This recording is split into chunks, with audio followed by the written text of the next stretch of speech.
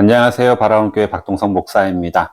매일 성경 한 주간 미리 보기 3월 넷째 주일입니다. 이번 넷째 주일은 월요일부터 고난주간이 시작됩니다. 그리고 부활주일에 한 주가 끝나게 되는데요. 말씀 본문도 예수님이 체포 당하시면서 마지막 예수님이 부활하심까지 내용이 진행이 됩니다. 본문은 마가복음 14장 32절부터 16장 20절, 마가복음 끝까지가 되겠습니다.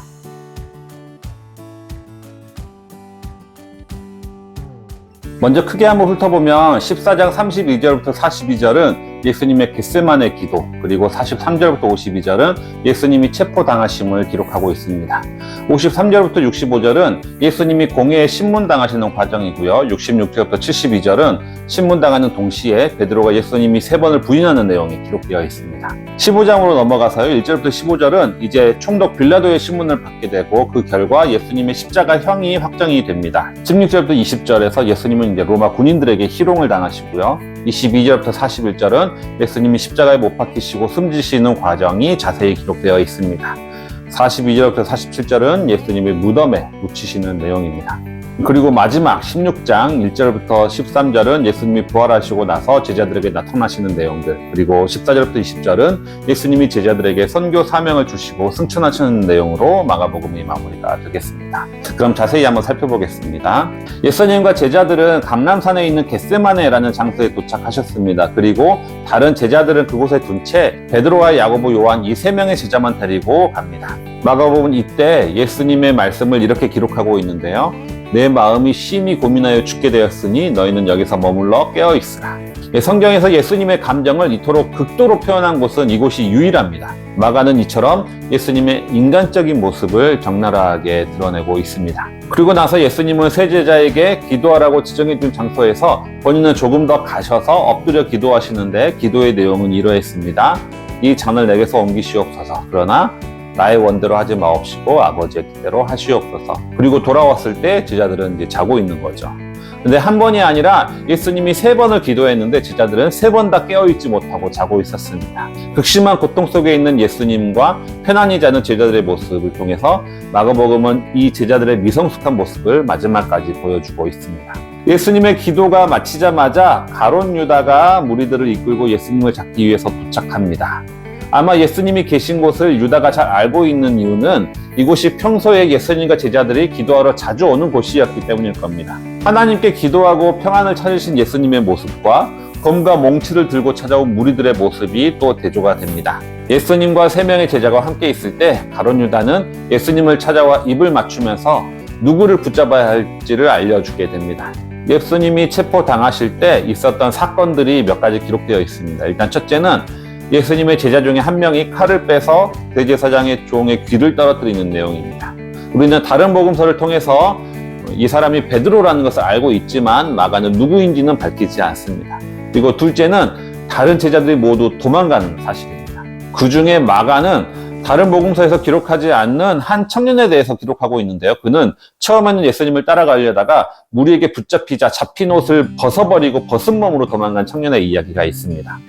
어떤 이들은 이 저자인 마가가 스스로 자신을 기록한 것이다 이렇게 해석을 하고 있지만 확실하지는 않습니다. 누구인지 모르지만 초대교회에서 아주 중요한 인물이었을 것이라 우리는 알 수가 있는 거죠. 이로 인해서 예수님은 이제 제자들과 완전히 결별하고 오롯이 홀로 십자가의 순환을 당하시게 됩니다. 예수님은 붙잡히셔서 사내들인 공회에서 신문을 당하시게 됩니다. 이들은 사형에 해당하는 선고를 스스로 내릴 수 없기 때문에 총독 빌라도에게 예수님을 고발해야 되는데 그 고발할 조건을 위해서 모인 거죠. 하지만 예수님에게 고발할 조건을 찾지 못해서 불법적인 일들을 자행하게 됩니다. 첫 번째는 거짓 증인을 내세웁니다. 하지만 서로 말이 달라서 이건 실패하게 되죠.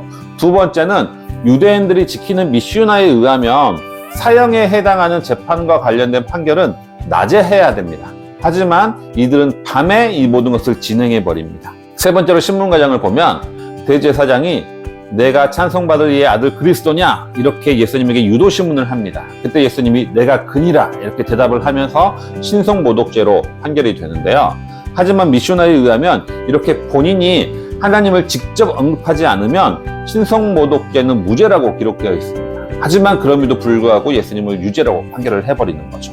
결국 이들은 예수님을 신성모독죄로 결론을 이미 내려놓고 신문을 했던 것이라고 볼 수가 있는 거죠. 그리고 예수님이 이렇게 신문당하시고 조롱하시는 모든 장면을 보고 있는 제자가 한 명 있는데 바로 베드로입니다. 베드로는 예수님이 신문당하고 계시는 그 건물의 바로 아래층에서 다른 종들과 함께 불을 쬐고 있습니다. 그러다 주변에서 너 예수님의 제자 아니냐? 이렇게 추궁하자 아니라고 부인을 하는데 3번을 부인합니다. 마지막 3번째에는 저주하면서 맹세하면서 부인을 하는데 그때 닭이 2번 울게 되는 거죠. 베드로는 지난 본문에 예수님이 닭이 2번 울기 전에 내가 나를 3번 부인하리라 하신 말씀이 생각나게 되고 결국 통곡하게 됩니다. 예수님은 공회에서 신문을 다 받으시고 나서 빌라도에게 넘겨집니다. 당시 사형을 집행할 권한은 사내들인에는 없고 로마에게 있었기 때문에 당시 총독 빌라도의 법정에 다시 고발을 한 거죠. 그런데 사내들인에서는 분명히 예수님을 신성모독이라는 죄명으로 유죄 판결을 했습니다. 하지만 그럼에도 불구하고 빌라도의 첫 질문은 너가 하나님의 아들이냐? 라는 질문이 아니라 너가 유대인의 왕이냐? 라는 질문을 하게 됩니다. 즉 빌라도 법정에서는 신성모독이 사형에 해당하는 죄가 아닐 것이기 때문에 반역범, 정치범으로 죄목을 바꿔치기 해서 고발을 했던 것이죠. 빌라도는 예수님이 무죄일 것이라 짐작을 했습니다. 그래서 6월절 특사로 풀어주려고 계획을 하지만 무리들은 오히려 예수님이 아니라 바라바를 풀어달라고 하는 거죠. 다른 복음서에서는 이 바라바를 밀란 중에 살인한 자라고 기록하고 있습니다. 즉 이스라엘 독립운동을 했던 이라고 우리는 추측할 수가 있겠는데요. 예수님께 호산나를 외치고 구원해달라고 소리치던 백성들이 그들의 요구대로 예수님이 움직여지지 않자 그들의 요구를 응할 수 있는 바라바를 선택하게 된다는 겁니다. 즉 이들은 진짜 메시아가 아니라 자신의 입맛대로 행동해줄 메시아를 원했다는 것을 알 수 있게 되는 거죠. 결국 빌라도는 예수님을 십자가에 못 박히시도록 넘겨주게 됩니다. 예수님은 군인들에게 희롱을 당하시고 십자가를 지시게 됩니다.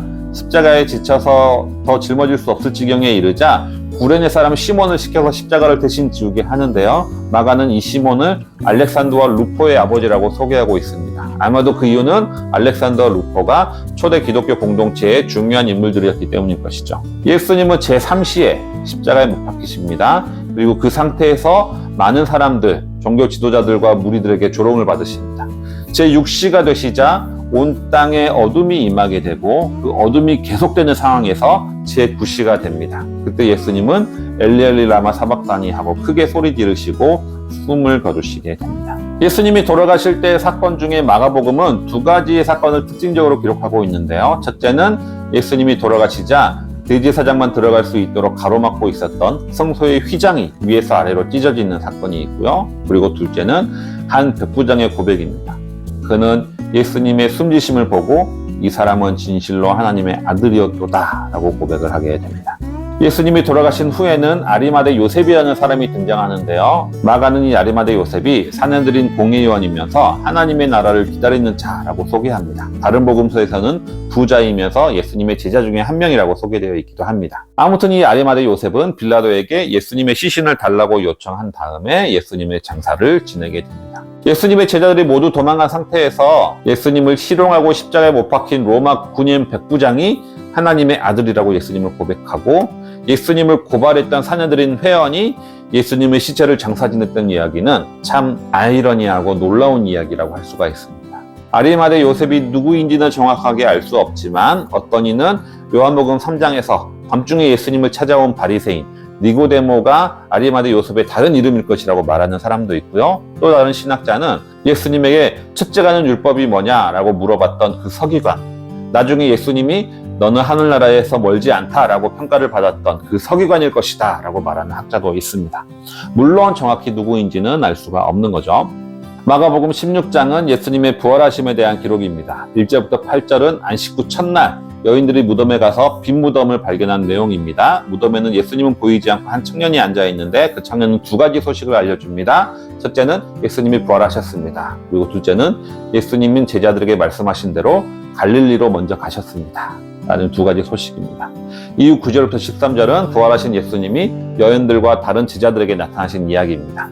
그리고 14절부터 18절은 부활하신 예수님이 다시 제자들에게 나타나시는데요. 이곳에서 제자들에게 천하를 다니며 만민에게 복음을 전하라 라는 사명을 부여하십니다. 그리고 19절부터 20절은 예수님은 승천하시고 제자들은 복음을 증언하기 시작하면서 마가복음은 이렇게 마무리가 됩니다. 이렇게 마가복음이 모두 끝났습니다. 이번 주 본문은 고난주간과 부활주일까지 예수님의 순환과 십자가의 죽으심과 부활의 과정들을 하루하루 매일매일 묵상할 수 있도록 본문이 구성되어 있는데요. 우리를 위해서 순환당하시고 죽으시고 부활하신 예수님의 그 크고 놀라우신 사랑을 다시 한번 마음 깊이 느끼시는 한 주간이 되시기 바랍니다.